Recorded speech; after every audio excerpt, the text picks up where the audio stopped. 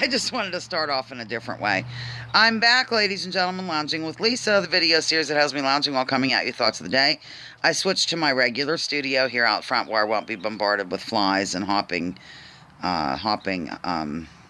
insects. I couldn't think of the word insect. I wanted to tell you something that many people might not realize, and it's a way to help your community if you have a few extra dollars. I think, anyway, it's what I did. I'm not wealthy by any stretch of the imagination, so I can't really, give to a lot of, charities and things like that. I try to educate people with the best I can with the knowledge, a little bit of knowledge that I do have. Good gravy. I'm trying to get situated here, ladies and gentlemen. There you go.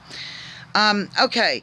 What I have begun to do, or what I did recently, and now I have more of it to do, is I donate books to the library in honor of somebody. Sometimes if you just donate books, ladies and gentlemen, they'll get sold at a sale or not put on the shelf. But if you do it in honor or memory of a person, the library is then obligated to go ahead and put those on the shelf for the viewing public. Here's what happened.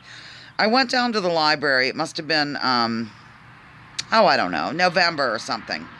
It was when I was staying over at Mother's, going off the pain relievers and switching to pure only kratom. That was it.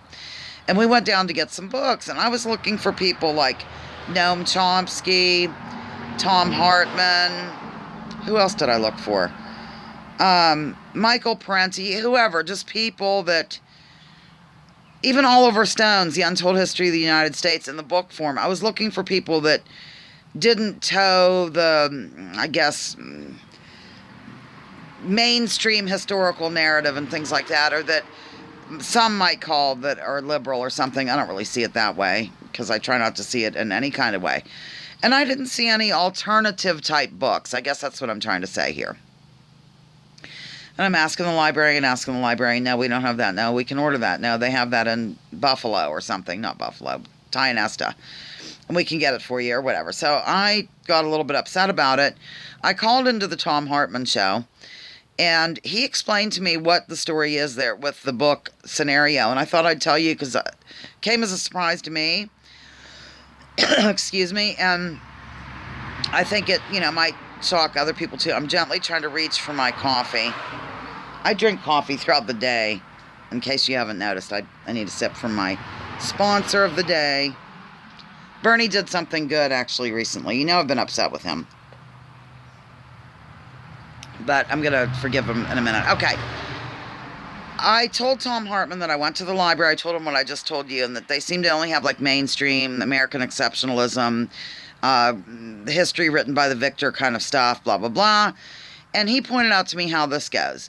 Say that a person like Ann Coulter, who's known as an extreme right-wing kind of person, writes a book. What happens is there's various groups of billionaires that back so-called think tanks. There we go, think tanks, because of my Glooby. Like the Heritage Foundation, the Cato Institute, and things like that. Probably even what some would call left-wing think tanks. I can't think of any offhand. But in this case, we're talking about Ann Coulter, a known conservative. And what will happen is these same billionaires that back the Cato Institute, the Heritage Foundation, whatever, or those institutions themselves, will purchase her book, her latest book that comes out, in bulk, shooting it up to the top selling list on the New York Times list. See how that works? And then what they do with the books that they've bought in bulk is they distribute them to libraries throughout the land here in the belly of the beast known as Uncle Sam.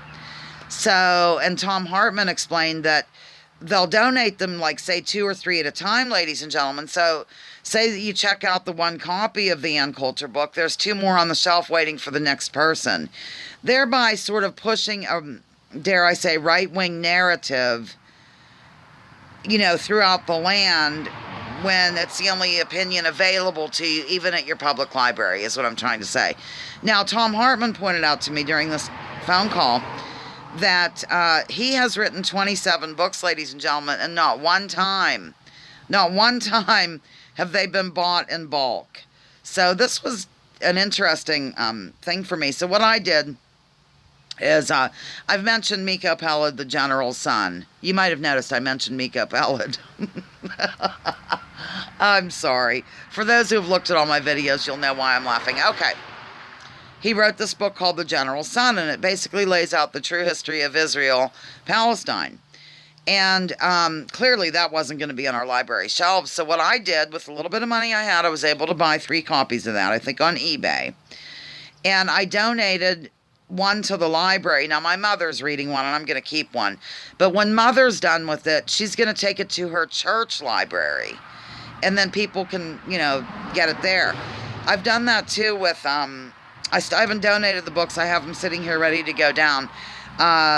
War is a Racket by Major General Smedley Butler. I bought several copies of that. They were real cheap. It's a thin, kind of an essay type book. Oh my God, with double space and big print. My mom loves it. She's reading that at the same time as The General's Son. She's almost done with both.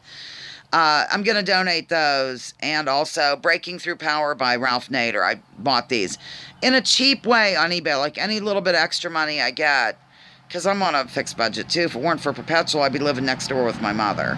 That's why I keep Perpetual around. Just don't tell him. So, I'm kidding, of course. That wonderful man. Jeez. At any rate, yeah, so that, just a little bit, oftentimes we're like, what can we do? What can we do? Lounging with Lisa, all she does is complain. Does she have any solutions? Well, I think for me, I'd like to just bring to light various things and get the public thinking in a different manner than they're used to thinking. And so for me, anyway, this donating a book in honor of and memory of a family member, a friend, an enemy, whatever you want to do, to keep it actually on the shelves of the libraries might be a direction in which you can go. So that's all, just a little bit of an idea from Lounging with Lisa, the video series that has me lounging while coming at you thoughts of the day. I combed my hair too and spruced it up a little bit for you, ladies and gentlemen. Hope you appreciate my efforts.